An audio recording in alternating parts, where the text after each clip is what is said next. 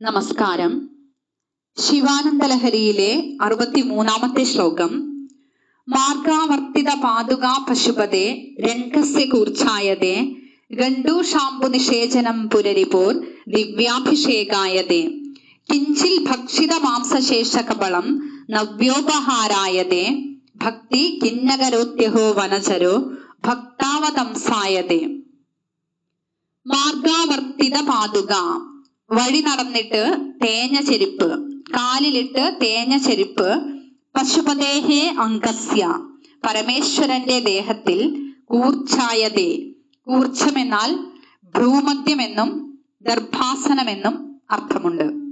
കൂർച്ഛായതേ, പുരികങ്ങൾക്ക് നടുസ്ഥാനമായി തീരുന്നു, ഗർഭാസനമായി തീരുന്നു. ഗണ്ഡൂഷാംബു നിഷേചനം, വായിൽ നിറച്ച വെള്ളം. പുരരിപോഹോ, ത്രിപുരാന്തകനായ ഭഗവാന്. ദിവ്യാഭിഷേകായതേ, ദിവ്യമായ അഭിഷേകമായി ഭവിക്കുന്നു. ദിവ്യവും പരിശുദ്ധവുമായ ധാരയായി തീരുന്നു.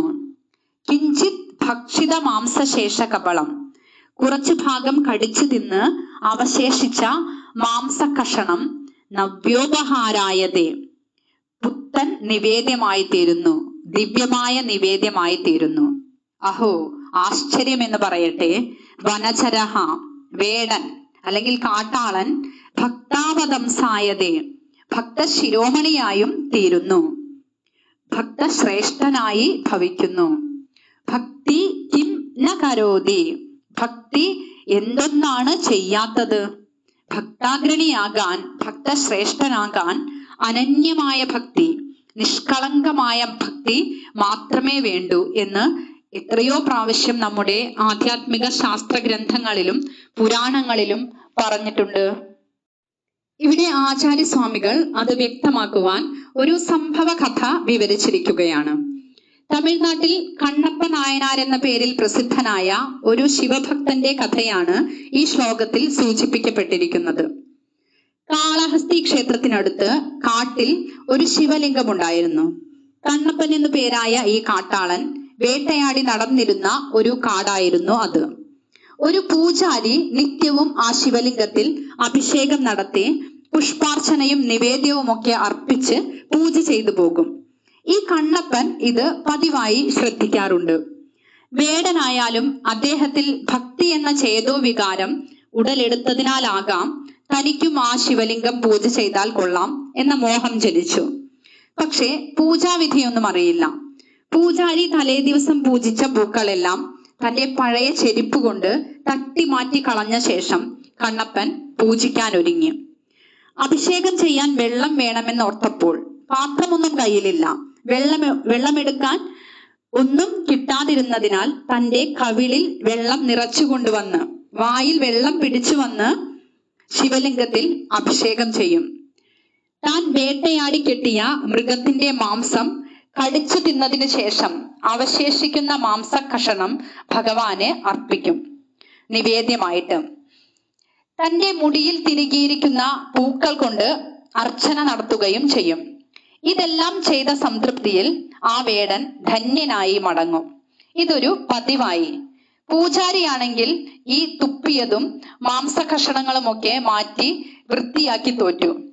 പൂജാരി കള്ളനെ കണ്ടുപിടിക്കാൻ തന്നെ തീരുമാനിച്ചു. ഭഗവാനാണെങ്കിൽ വഴിപാട് പൂജയും ഭക്തൻ ഭക്തിയോടെ നടത്തുന്ന പൂജയും തമ്മിലുള്ള വ്യത്യാസവും അവയുടെ ഫലമായ കൂലിയും മോക്ഷവും തമ്മിലുള്ള വ്യത്യാസം ലോകത്തിന് കാണിക്കാനും നിശ്ചയിച്ചു. ഒരു ദിവസം രാത്രി പൂജാരി കുറച്ചകലെയായി മാറി നിന്നുകൊണ്ട് ഒളിഞ്ഞു നോക്കുന്നുണ്ടായിരുന്നു.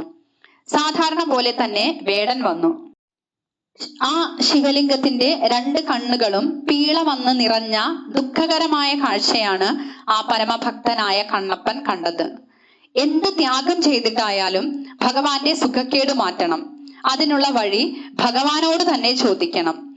കണ്ണപ്പന്റെ കണ്ണ് ചൂഴ്ന്നെടുത്ത് ഭഗവാന്റെ കണ്ണുകൾക്ക് പകരം വെച്ചാൽ മതി എന്ന് പറയും പോലെ അദ്ദേഹത്തിന് തോന്നി.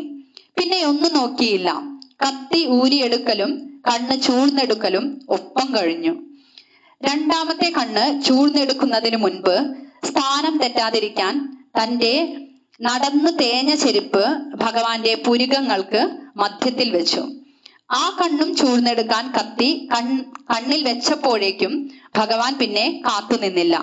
തന്റെ പ്രിയ ഭക്തനെ തന്റെ ദിവ്യമംഗള സ്വരൂപം കാട്ടിക്കൊടുത്തു. ഭക്ത ശ്രേഷ്ഠ സ്ഥാനം കൊടുത്ത് ദിവ്യമായ വിമാനത്തിൽ ഭഗവത് ലോകത്തിലേക്ക് കൊണ്ടുപോയി. ഇതെല്ലാം കണ്ട ശേഷവും ഇനി ശാന്തി തൊഴിലായി ചെയ്യുന്ന ആ പൂജാരി അയിത്തം തീണ്ടിയതായി തോന്നിയിട്ട് പുണ്യാഹം ചെയ്തോ ആവോ. അയിത്താചാരം ഉണ്ടാക്കിയത് ശങ്കരാചാര്യ സ്വാമികളാണെന്ന അർത്ഥശൂന്യവും അബദ്ധവുമായ പഴയ വാദം ആചാര്യ സ്വാമികളുടെ ശിവാനന്ദ ലഹരി എന്ന ഈ സ്തോത്രം പഠിച്ചവർക്കെങ്കിലും ഉണ്ടാകാൻ തരമില്ല. ഈ ശ്ലോകത്തിൽ കൂർച്ചം എന്ന പദത്തിന് 3 അർത്ഥങ്ങൾ കൽപ്പിച്ചു കാണുന്നു. കൂർച്ചം എന്ന വാക്കിന്റെ ഒരർത്ഥം ഒരു പിടി ദർഭ ഒരറ്റം ചേർത്ത് കെട്ടിയത്. രണ്ടാമത്തെ അർത്ഥം ഭ്രൂമധ്യം, അതായത് പുരികങ്ങളുടെ മധ്യസ്ഥാനം. മൂന്നാമത്തെ അർത്ഥം ദിവ്യന്മാർക്കും ദിവ്യ വസ്തുക്കൾക്കും ഇരിപ്പിടമായി നിലത്ത് വിരിക്കുന്ന ദർഭ കൊണ്ടുള്ള ആസനം. അതായത് പിണ്ഡം, ശ്രാദ്ധം എന്നിവയ്ക്ക് പിണ്ഡമുരുട്ടി താഴെ വെക്കുന്നത് കൂർച്ചത്തിലാണ്. രാമായണത്തിൽ ഇതിനോട് സാമ്യമുള്ള ഒരു കഥയുണ്ട്. ശബരിയുടെ കഥ പ്രസിദ്ധമാണല്ലോ.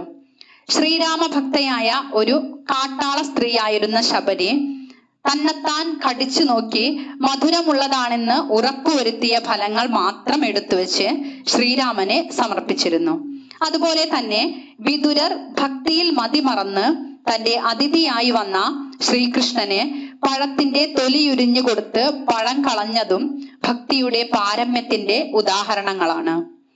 ത്രൈലോക്യം മുഴുവൻ കിടുകിടെ വിറപ്പിച്ച നരസിംഹമൂർത്തി ചാത്തൻ എന്നു പേരായ ഒരു കാട്ടാളക്കുട്ടിയുടെ നിസ്വാർത്ഥവും ശക്തിമത്തുമായ അന്വേഷണത്തിന് കീഴടങ്ങിയിട്ട് ശാന്തമൂർത്തിയായി അവന്റെ കാട്ടുവള്ളി കൊണ്ടുള്ള കെട്ടിനുള്ളിൽ ഒതുങ്ങിയിട്ട് അവൻ കൊടുത്ത കാട്ടിലകളും ഭക്ഷിച്ച് അവന് മോക്ഷം കൊടുത്ത കഥ ഉള്ളൂരിന്റെ ചാത്തന്റെ സദ്ഗതി എന്ന കവിതയിൽ വിവരിച്ചിട്ടുണ്ട്.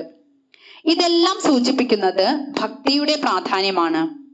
ഭക്തി ചെയ്യുവാൻ ജാതി മതഭേദമന്യേ എല്ലാവർക്കും ഒരുപോലെ അർഹതയുണ്ട്. നാരദീയ ഭക്തി സൂത്രത്തിൽ നാരദ മഹർഷി പറയുന്നുണ്ട്, നാസ്തി തേഷു ജാതി വിദ്യാരൂപ കുലധന ക്രിയാതിഭേദ എന്ന്.